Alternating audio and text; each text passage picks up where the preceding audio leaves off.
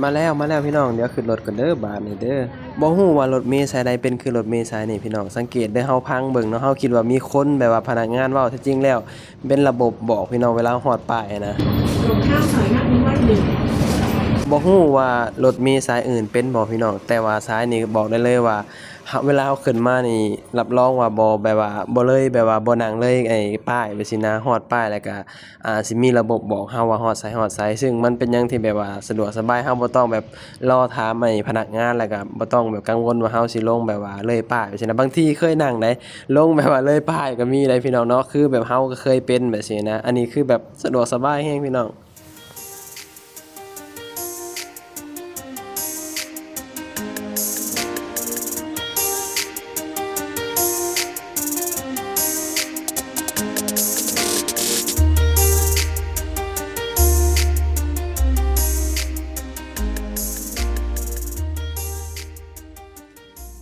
สบายดีพ่อแม่พี่น้องสวัสดีพ่อแม่พี่น้องทางฝั่งไทยนำครับผมวันนี้เฮาก็สิเดินทางไปบิ๊กซีเนาะก็ได้เวลารายงานตัวอีกแล้วพี่น้องก็คือว่าเป็นรอบที่2เนาะหลังจากที่ทำบัตร MOU มาพี่น้องทุก90วันก็ต้องไปรายงานตัวเนาะสำหรับคนที่มีบัตร MOU ก็อย่าลืมไปรายงานตัวเด้อถ้าเกิดว่าผู้ใดไปบ่ตามนัดเพิ่นสิปรับเงินเฮาได้พี่น้องเนาะเพราะว่าอยู่เกินน่ะแบบว่า90วันแบบซี้นะก็ต้องรายงานตัวครั้งหนึ่งมื้อนี้เฮาก็ได้เวลาครบ90วันแล้วพี่น้องก็สิได้เดินทางไปบิ๊กซีแล้วก็ไปรายงานตัวแป๊บเดียวพี่น้องก็มาเนาะเดี๋ยวสินั่งรถเมล์ไปเนาะไปพ้อกันอยู่ป้ายรถเมล์พุ่นแหละตอนนี้เฮาก็นั่งท่ารถเมล์อยู่พี่น้องรถเมล์กำลังมาเนาะรถเมล์มาแล้วพี่น้องเดี๋ยวขึ้นรถก่อนบาดนี้ขึ้นรถก่อนแป๊บหนึ่งพี่น้องเนาะเวลาเราขึ้นรถมีพยายามแบบว่าเตรียมเหรียญไว้เนาะเพื่อความแบบว่าสะดวกสบายพนักงานเวลาเพิ่นมาเก็บเงินเฮาแบบซี้นะพี่น้องมันจังบ่ยากแบบซี้นะบ่ต้องเอาแบงก์เอาหยังเนาะพยายามแบบว่าจ่ายเหรียญแบบซี้นะเพิ่นสิได้แบบว่าสะดวกสบายทอนง่ายๆพี่น้อง8 บาทนี่คือนั่งยาวเลยพี่น้องทั้งสายเลยเนาะแล้วก็รถเมล์สายนี้บ่ฮู้ว่าสายอื่นเป็นบ่ว่าจังนะแต่ว่าสายนี้คือแบบว่ามันสิมีระบบบอกเด้พี่น้องว่าฮอดไสแบบซี้นะซึ่งเฮาก็บ่ครั้งแรกเฮาก็คิดว่าเป็นพนักงานแท้จริงบ่แม่นเป็นระบบพี่น้องเนาะถือว่าสะดวกสบายเนาะจ่ายเงินแป๊บหนึงพี่น้องก็8 บาทเพิ่นก็ทอนมาเฮามา2 บาททั้งแบบนั่งทั้งซ้ายเลยพี่น้องวนไปวนมาแหละ8 บาทเนาะถือว่าแบบถูกแฮงพี่น้องเนาะ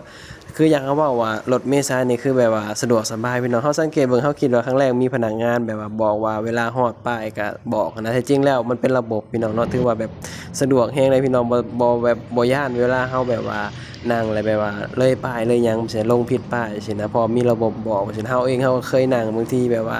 เลยป้ายก็มีหรือว่าบ่ได้ลงอะนะแบบสิหั้นนะพี่น้องก็เคยมีได้พี่น้องเนาะบ่ฮู้ว่าคนอื่นเป็นบ่แต่ส่วนเฮาเคยเป็น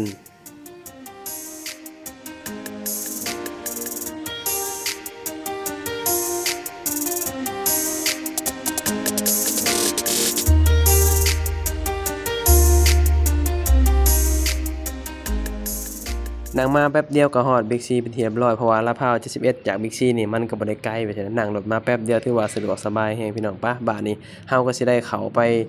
ใน Big C แล้วก็สิขึ้นไปชั้น5เนาะเพราะว่าบ่อนรายงานตัวอยู่ชั้น5พุ่นแหละพี่น้องข้างบนพุ่นเนาะเข้ามากันเลยทองพี่น้องอำลามอยู่เนาะเอาเว้าเรื่องทองแล้วก็คือสิบ่ได้ใช้นำคนอื่นดอกคือสิบ่มีเงินมีทองซื้อดอกพี่น้องบาทหนึงมันก็เท่าไร50,000เลยบ่มีเงินซื้อนำเขาดอกเนาะ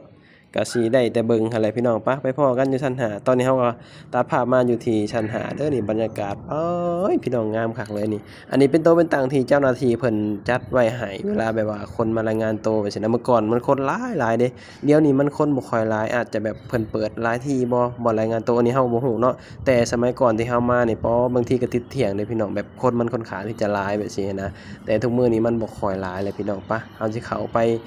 บ่อนที่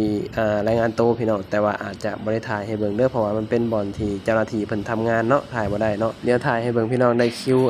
26เนาะเดี๋ยวเพิ่นเรียกรายงานตัวตอนนี้ก็แล้วเป็นที่เรียบร้อยพี่น้องนี่เพิ่นก็สิให้กระดาษ A4 เฮามาแบบว่าเป็นใบนัดครั้งต่อไปทุก3เดือนพี่น้องบาดนี้ครับพี่น้องเดี๋ยวถ่ายบรรยากาศให้เบิ่งก่อนนี่เลยบรรยากาศว้าพี่น้องมุมสูงเกินว่างามเบิ่งแน่ผมแนมสุดหูสุดตาเนาะนานๆสิได้ขึ้นมาแบบเบิ่งมุมสูงแบบสิพี่น้องนอกจากแบบว่าไปนั่งรถไฟฟ้าข้างบนแบบสิเนาะถึงจะได้เบิ่งวิวงามๆแบบสิพี่น้องเฮาก็คนหนึ่งได้เฮามักบรรยากาศแบบกว้างๆแบบสินะระหว่างใต้ดินกับรถไฟฟ้าข้างบนนี่เฮามักตัวข้างบนมากกว่าแบบสินะเพราะว่ามันได้ทิวทัศน์แล้วก็บรรยากาศดีพี่น้องเบิ่งแหน่แนมไปแบบสุดหูสุดตาแบบสินะมีแต่ตึกงามๆพี่น้องสูงๆเลยเนาะ ประมาณนั้นแหละพี่น้องชีวิตในเมืองใหญ่เนาะสำหรับคนที่มีบัตรมีเบอร์ก็อย่าลืมมารายงานตัวเด้อพี่น้องเพราะฉะนั้นรายการสิถูกปรับเด้ถ้าเกิดว่าบ่รายงานตัวที่แบบว่าเพิ่นแบบว่านัดเฮาแบบสินะสิถูกปรับเงินปรับหยังเด้อพี่น้องเพราะฉะนั้นรายการผู้ใดแบบว่ามีบัตร MOU ก็เบิ่งวันนัดเนาะว่าเจ้าหน้าที่เพิ่นนัดเฮามื้อใดแบบสินะเฮาสิได้มาถูกต้องตามระเบียบกฎหมายพี่น้องปะลงลิฟต์ก่อนพี่น้องรอก่อนน่าจะมีคนขึ้นมารอนานอยู่พี่น้องน่าจะมีคนขึ้นมาเนาะหลังจากที่ลงมาชั้นหนึ่งเป็นที่เรียบร้อยพี่น้องแล้วก็เฮาก็สิได้ออกบ้านนี้เนาะเดินทางออกแล้วก็สิได้กลับห้องเมื่อพักผ่อนพี่น้องซักผ้าซักหยังอยู่ห้องพุ่นแหละนี่คือบรรยากาศอยู่ที่บิ๊กซีลาดพร้าวพี่น้องเนาะอยู่บิ๊กซีลาดพร้าวนี่เมื่อก่อนนี่คนแบบว่าแรงงานแบบว่ามารายงานตัวนี่หลายเด้พี่น้องแต่ในปัจจุบันนี่รู้สึกว่าคนบ่ค่อยหลายบ่ฮู้ว่าเกิดหยังขึ้นแบบซี่นะเมื่อก่อนนี่คนมารายงานตัวนี่เนาะแบบเฮามานี่ติดเที่ยงตลอดไปสินะจนแบบบ่าย3บ่าย4ถึงจะได้กลับไปสินะเพราะว่าคนมันหลายสินะแต่ปัจจุบันนี่มานี่ง่ายพี่น้องมาแป๊บเดียวไปสินะบ่จำเป็นต้องแบบว่าจองบัตรบัตรคิวผ่านออนไลน์เนาะแบบมาแบบว่า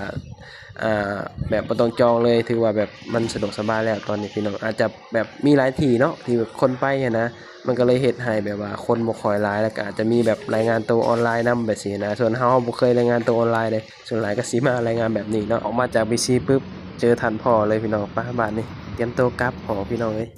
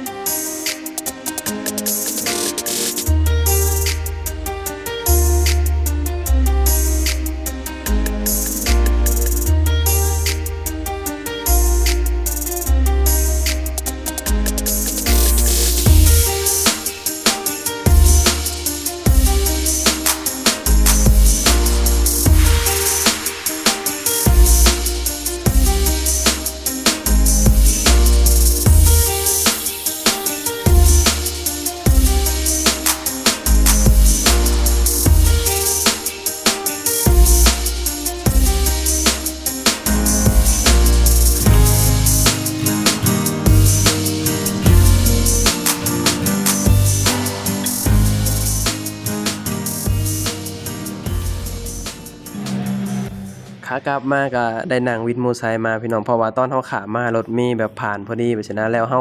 สิรอก็คงสินานก็เลยว่าเอ้ยนั่งรถวินกลับดีกว่าไปซี้นะเพราะว่าเฮาพาออกมาแบบว่าซักผ้าซักหยังแล้วก็มาพักผ่อนพี่น้องเนาะมื้ออื่นก็ลุยงานต่อคือเก่าพี่น้องชีวิตในเมืองใหญ่ประเทศไทยเนาะก็ประมาณนั้นแหละพี่น้องหลังจากที่เฮาได้ลงจากรถแล้วก็เฮาก็แวะซื้อของพี่น้องนี่ได้กับข้าวกับน้ำไปกินเนาะจังไดก็คลิปนี้ก็สิได้ปิดคลิปแล้วเนาะก็ขอบคุณพี่น้องหลายๆเด้อที่แบบว่าเสียสละเวลาที่เข้ามาให้กำลังใจตลอดแบบนี้นะเอาไว้พอกันคลิปหน้าฝากพี่น้องเข้ามาติดตามหน่อยเด้อพอกันคลิปหน้าสบายดีสวัสดีครับผม